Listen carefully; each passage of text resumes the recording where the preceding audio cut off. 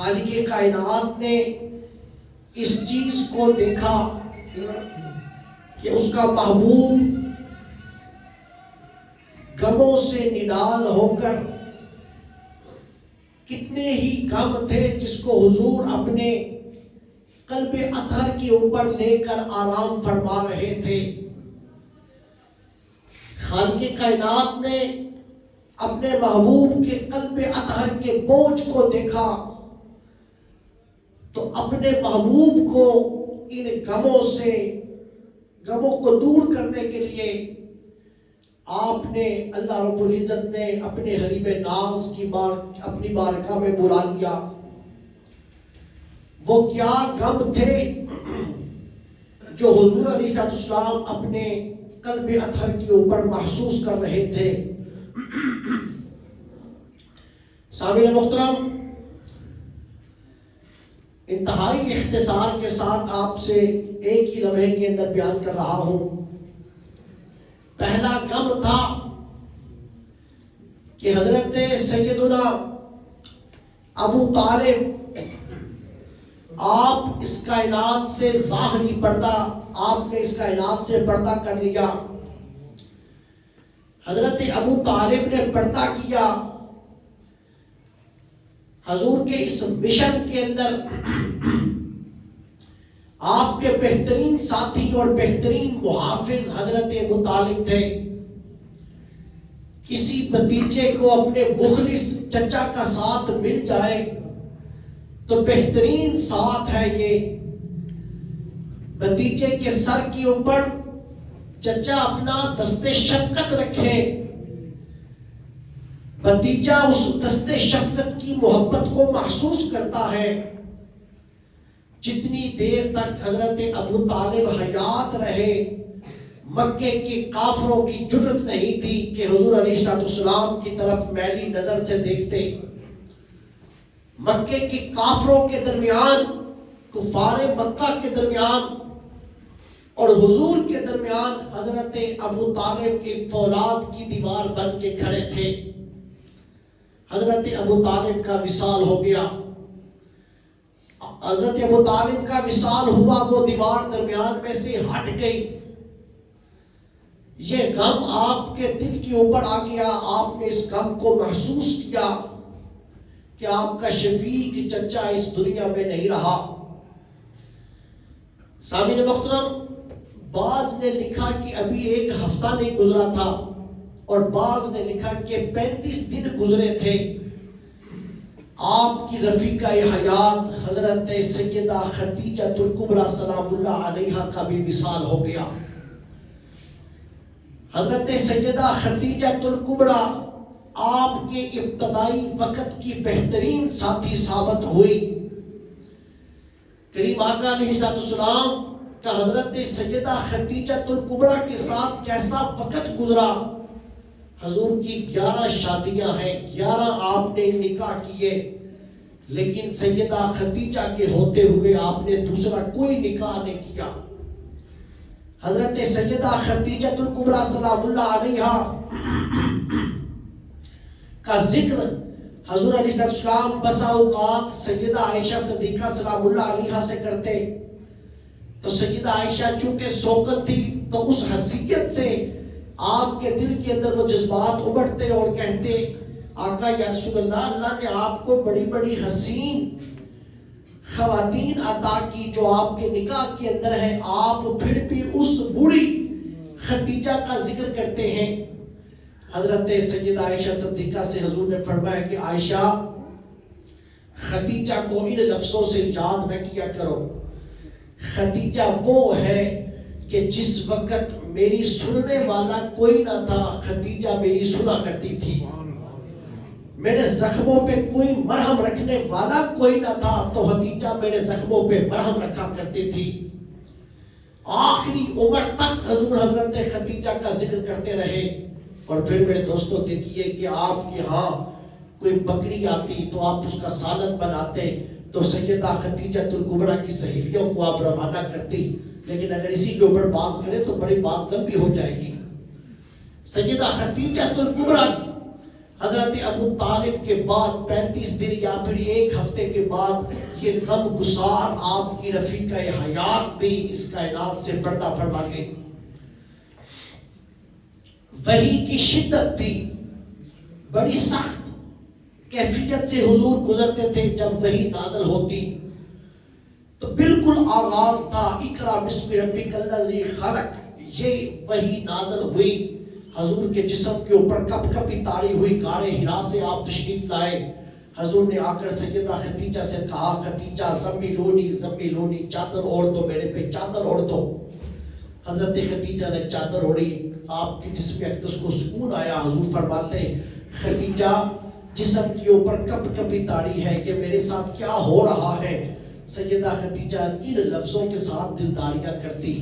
آپ کہا کرتی تھی آقا یا رسول اللہ، جو مہمانوں کی مہمان نوازی کرتا ہے، جو یتیموں کا سہارا بنتا ہے، جو بیواؤں کے سر کے اوپر ہاتھ رکھتا ہے، جو غریبوں اور مسکینوں کی مدد کرتا ہے، جو مزدوری خود کرتا ہے، کام خود کرتا ہے، مزدوری غریبوں کو دے دیتا ہے.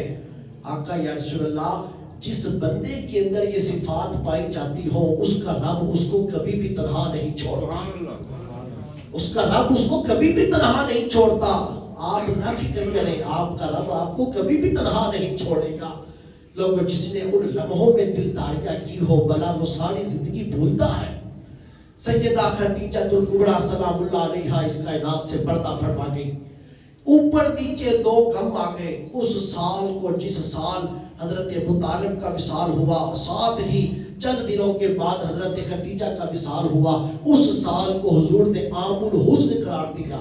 عام کہتے ہیں سال کو، حزن کہتے ہیں غم کو، کہ یہ غم کا سال ہے کہ اوپر نیچے 2 غم آ گئے. آپ کے قلب اطہر 2 غم کو محسوس کر رہے تھے. ایک ابو طالب کا وصال اور دوسرا سیدہ خدیجہ کا وصال. تیسرا سامعین محترم، مکے والوں کی بے رخی نے آپ کو غموں سے نڈال کر دیا تھا.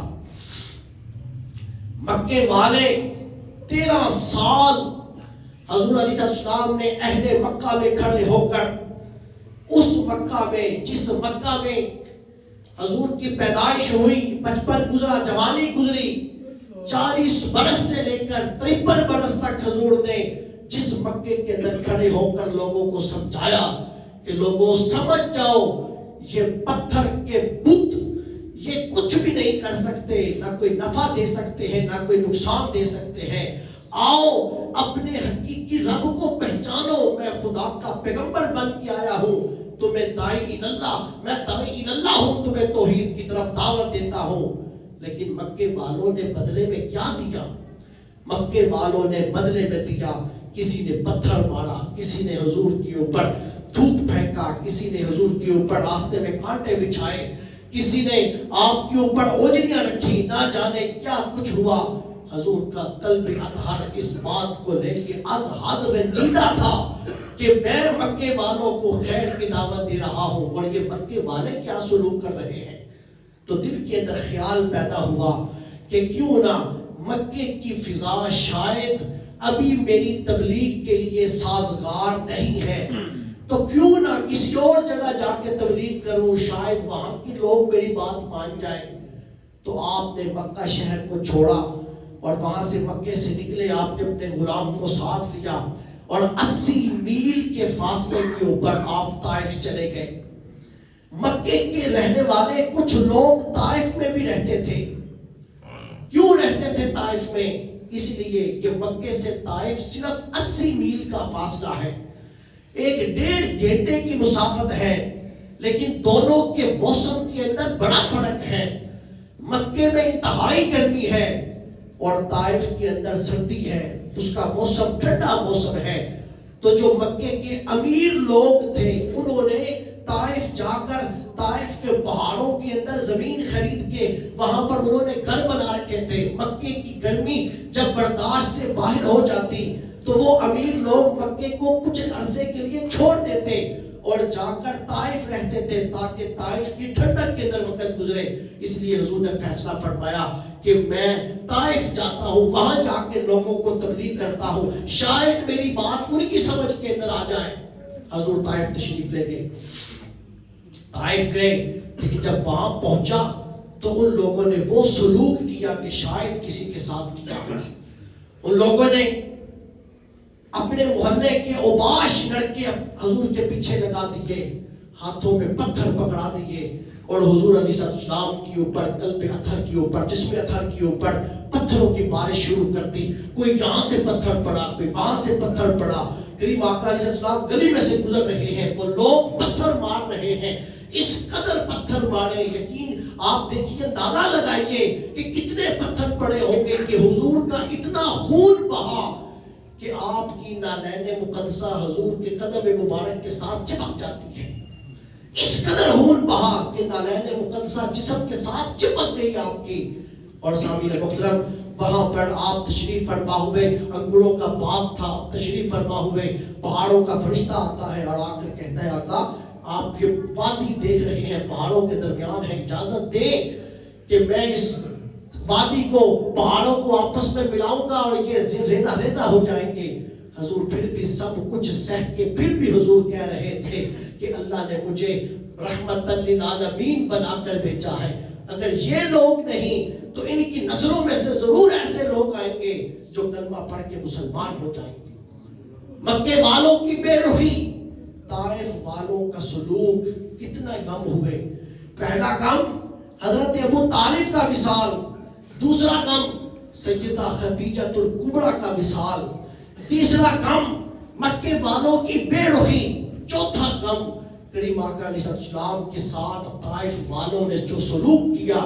حضور علیہ السلام کے قلب اطہر کے اوپر تکلیف آئی کہ مکے والے تو بات نہ سمجھ سکے، طائف والوں نے بھی بات نہ سمجھی۔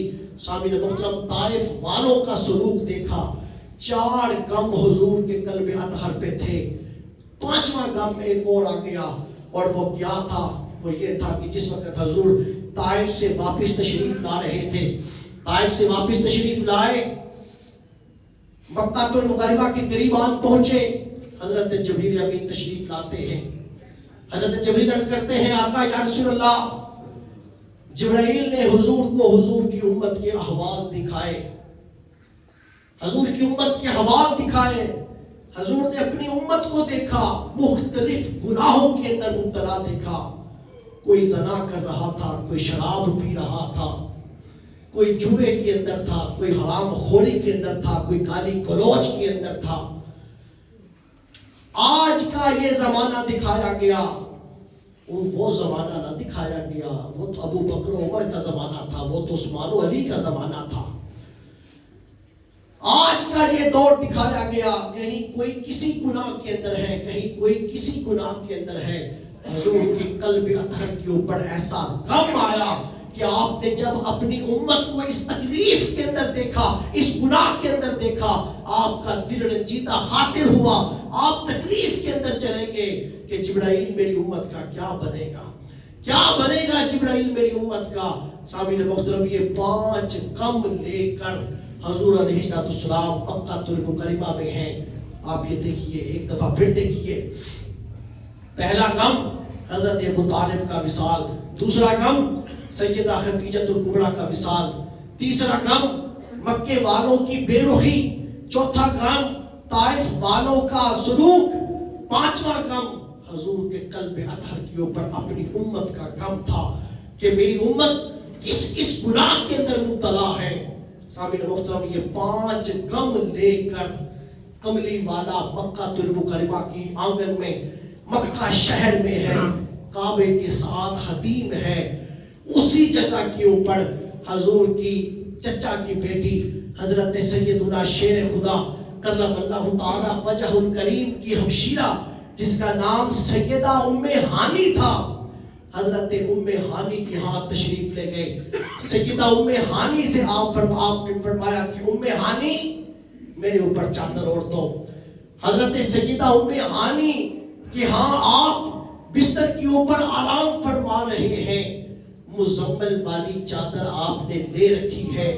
سامعین محترم، اور رجب کا مہینہ ہے، رات 27ویں ہے، رجب کا مہینہ ہے، رات 27ویں ہے، آنے والا دن 27ویں کا ہے، رات کا ایک حصہ گزر چکا ہے۔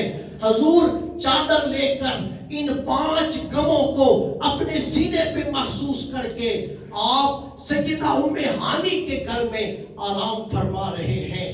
ادھر اللہ کا محبوب ان غموں کو لے کر ام ہانی کے گھر آرام کر رہا ہے. سامعین محترم، یہاں یہ کیفیت ہے اور عرش کے اوپر یہ کیفیت ہے کہ اعلان ہو رہا ہے کہ آج عرش کو سجا تجا دیا جائے، آج نوری لباس پہنا دیا جائے.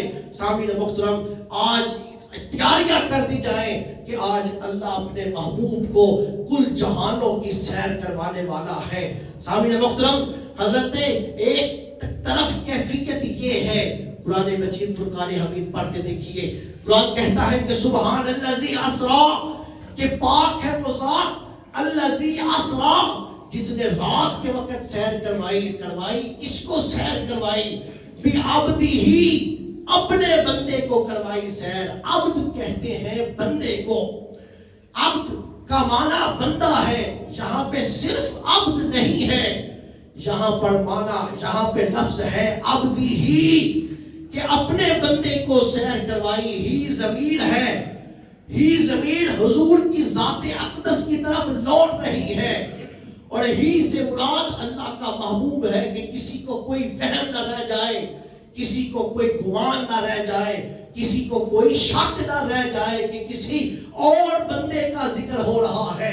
نہیں، عبدی ہی کہا، ہی ضمیر لگا کر اس چیز کی طرف وضاحت کی، کسی اور کی بات نہیں بلکہ اپنے خاص بندے کا ذکر کیا، اپنے خاص بندے کا حضور کی طرف اشارہ کر کے کہا.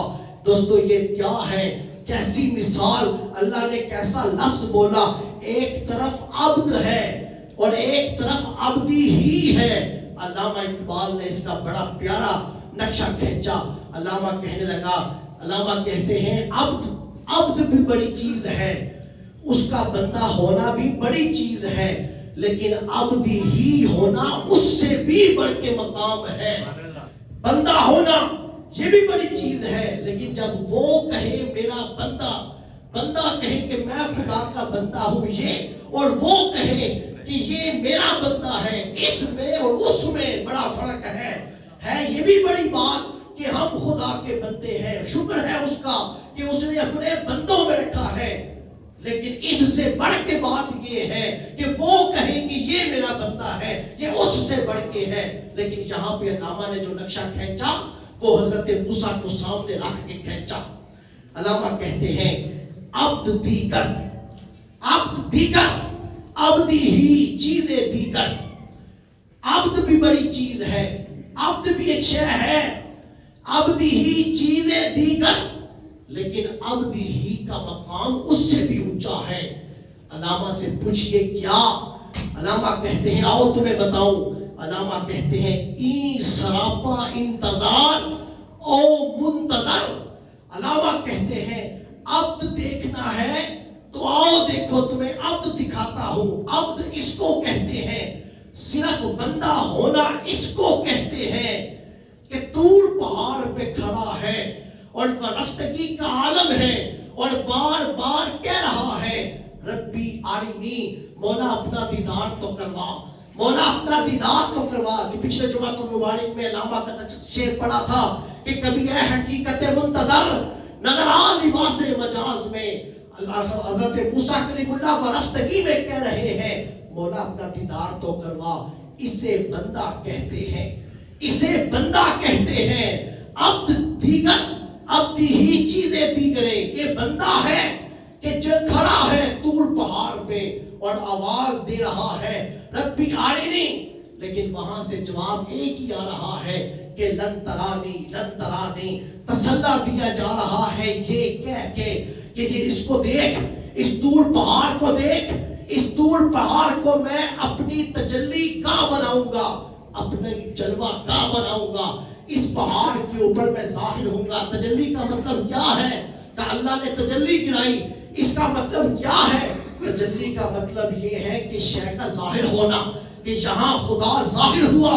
موسیٰ کلیم اللہ کو کہا موسیٰ تیرے لیے جلوہ گاہ اس طور پہاڑ کو بنا رہا ہوں، اس طور پہاڑ کو دیکھ، تیرے لیے اس پہاڑ کے اوپر میں ظاہر ہوں گا. سارا ظاہر نہیں ہوگا، صرف صفاتی ظاہر ہوگا، صرف صفاتی ظاہر ہوگا۔ سامعین محترم یاد رکھیے گا، خدا کی ساری مخلوق خدا کے افعال کا مظہر ہے۔ خدا کی ساری مخلوق خدا کے افعال کا مظہر ہے، اور خدا کے ولی اس کے اسماء کا مظہر ہے، اور خدا کے رسول اور نبی اس کی صفات کا مظہر ہے، اور کملی والا اس کی ذات کا مظہر ہے۔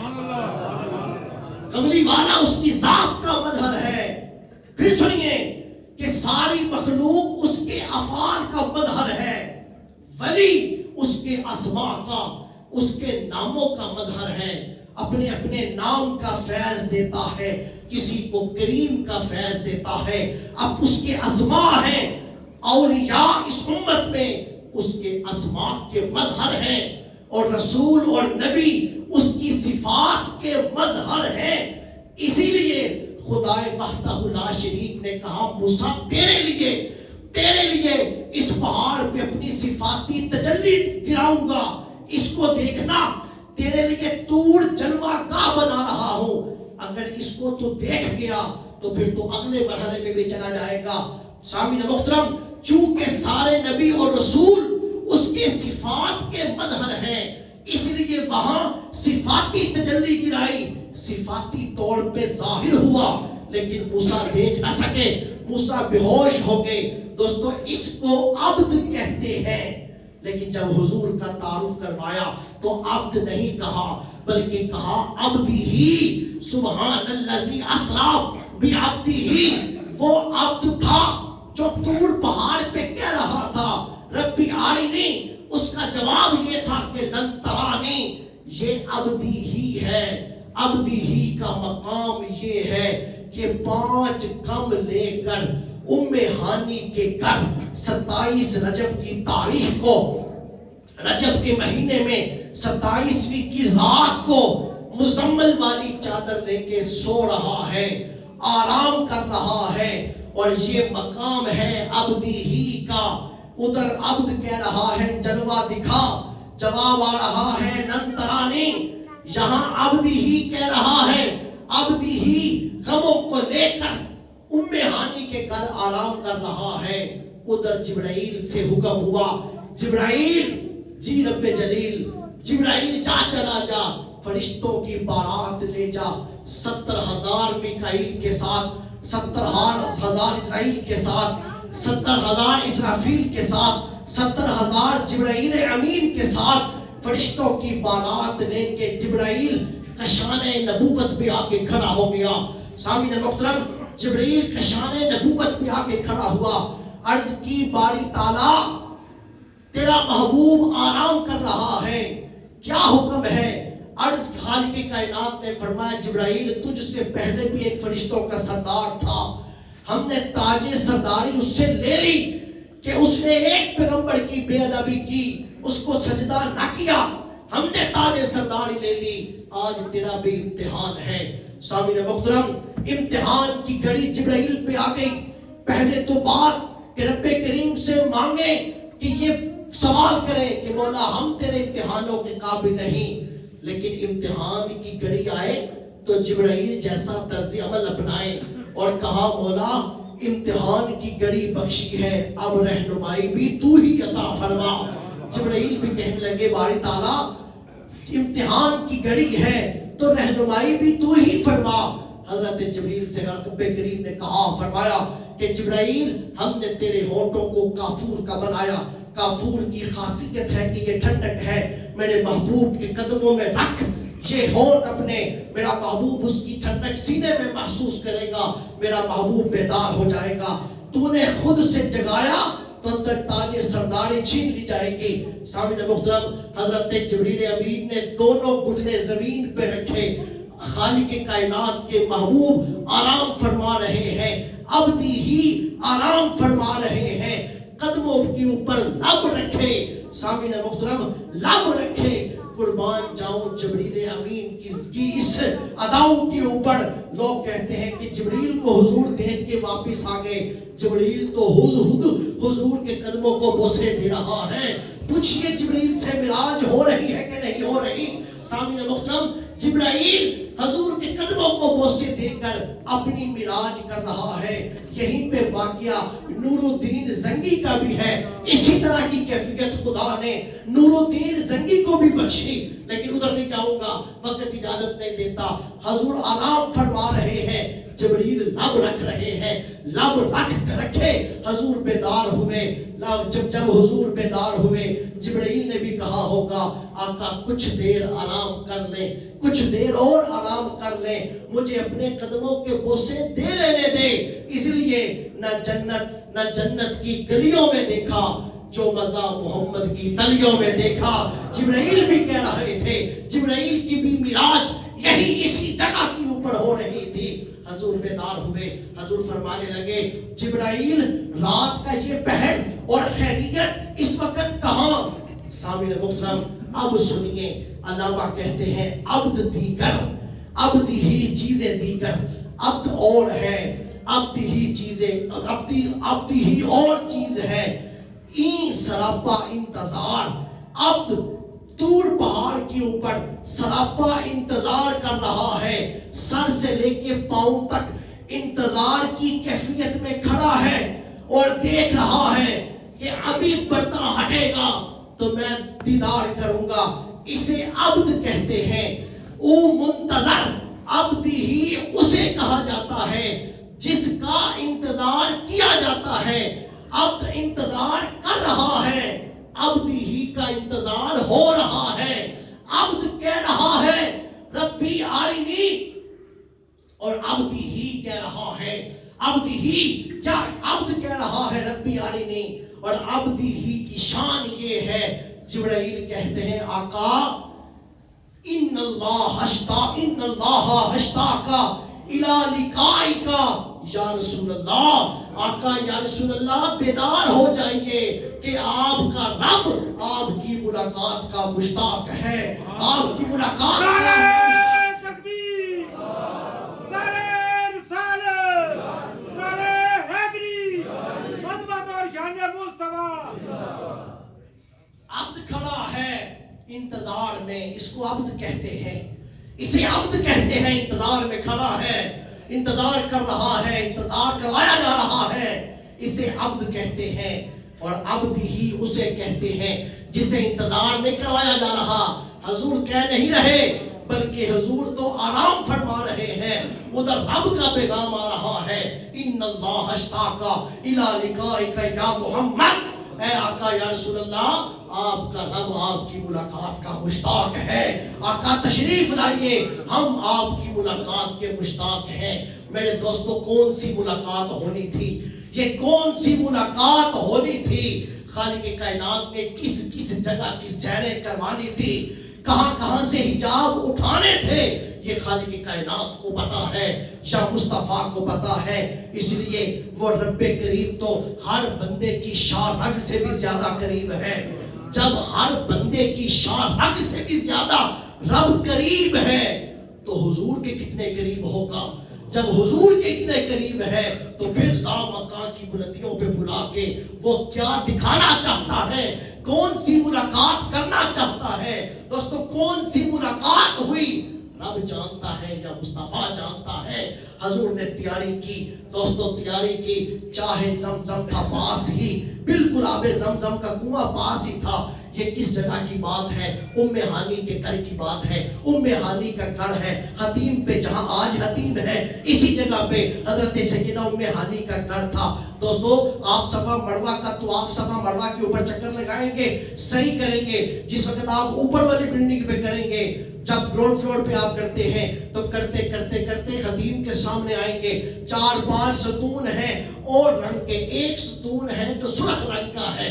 اسی جگہ کے اوپر، اسی جگہ پہ سیدہ ام ہانی کا گھر تھا، یہیں سے حضور کی سواری چلی تھی جو سر عرش الا چلی تھی، اسی جگہ کے اوپر، اور یہیں سے بالکل کعبے کے سامنے آب زمزم کا کنواں تھا، چائے زمزم چاہ کہتے ہیں کنویں کو، آب زمزم کے کنویں کے اوپر حضور نے غسل فرمایا.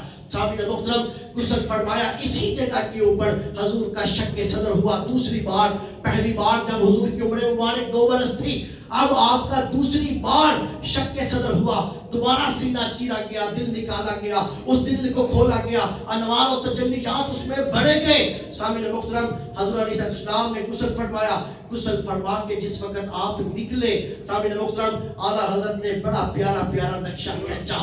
اعلیٰ حضرت نے یہاں پوری ایک قصیدہ معراجیہ مکمل طور کے اوپر لکھا. پڑھنے والا ہے لیکن وقت اجازت نہیں دیتا، میں نہیں پڑھوں گا، لیکن یہاں پر اعلیٰ حضرت نے لکھا، یہاں پر حضور جس وقت عرش بری کے دولہا بن کے، شب اسرا کے دولہا بن کے نکلے، دائیں بائیں فرشتوں کی بارات تھی. حضور براق کے اوپر سوار ہوئے، اتنے سونے لگ رہے تھے، اتنے خوبصورت لگ رہے تھے کہ سورج بھی اور چاند بھی حسن کی خیرات لینے کے لیے حضور کے دروازے پہ کھڑے تھے. سامعین محترم اعلیٰ حضرت نے لکھے یہ اشعاروں کا ترجمہ ہے یہ کہ تم دیکھتے ہو کہ آسمان کے ستارے چمک رہے ہیں، دمک رہے ہیں، نور کی شعاعیں پھٹک رہی ہیں، لیکن جو یہ ستارے چمک رہے ہیں یہ بھی کیوں چمک رہے ہیں؟ یہ بھی اس لیے چمک رہے ہیں کہ حضور نے غسل فرمایا. غسل کا پانی جب حضور کے جسم سے لگ کے نیچے گرا، وہ پانی ستاروں نے اپنے کٹوروں میں بھر لیا، جس کی وجہ سے آج ستارے بھی چمکتے دمکتے دکھائی دے رہے ہیں. سامعین محترم فرشتوں کی بارات سجی تھی، حضور دولہا بنے تھے. حضور دولہا بن کے جب چلے، آپ براق کے اوپر سوار ہوئے. سامعین محترم براق کے اوپر سوار ہوئے. لفظ سبحان کی ایک اور تعریف بھی یہاں پر یاد آتی ہے، اور وہ کیا آتی ہے؟ جب دولہا بن کے کوئی نکلتا ہے تو کہیں مائیں بلائیں لیتی ہیں، کہیں باپ ماتھے چومتے ہیں. سامعین محترم کہیں یار جو ہے وہ خوشیوں کا اظہار کرتے ہیں. آج اماں آمنہ موجود نہ تھی جو حضور کی تعریف کرتی، آج بابا عبداللہ بھی نہ تھے جو حضور کا ماتھا چومتے. آج یار ابو بکر بھی نہیں تھا کہ رات کا پچھلا پہر تھا، ابو بکر اپنے آنگن میں آرام فرما رہے تھے. چچا ابو طالب بھی نہیں تھے کہ چچا ہی حضور کی تعریف کرتے. اور آج وہاں پر جو ہے وہ حضرت سیدہ خدیجہ الکبریٰ بھی نہ تھی جو اپنے شوہر نامدار کی تعریف کرتی. سامعین محترم رب کریم نے کہا کہ میرے محبوب کیا ہوا کہ آج کوئی نہیں ہے تعریف کرنے والا، آج ہم خود ہی تیری تعریف کرتے ہیں. اور کن لفظوں سے کہ سبحان الذی اسریٰ بعبدہ لیلا من ارے بڑی ہی بابرکت اور پاک ہے وہ ذات جس نے تجھ جیسا حسین و جمیل دولہا بنایا ہے، کہ شب اسرا کا دولہا بنایا ہے، کہ شب اسرا کے دولہا پہ دائم درود، نوشائے بزم جنت پہ لاکھوں سلام. لوگوں حضور براق کے اوپر سوار ہوتے ہیں. دوستو یہیں سے آگے بڑی لطیف گفتگو ہے، لطافت سے بڑی کہ حضور براق کے اوپر کیسے سوار ہو گئے. ایک بشر تو بجلی کو چھو بھی نہیں سکتا، وہ تو بجلیوں کی جمع تھی. حضور کیسے سوار ہو گئے اس براق کے اوپر اور کیسے آپ نے آگے کا سفر کیا. لوگوں کرو گفتگو تو وقت گفتگو لمبی ہو جائے گی. یہیں سے اگلے جمعۃ المبارک کو شروع کروں گا. اللہ ہمیں حضور کی محبت عطا فرمائے.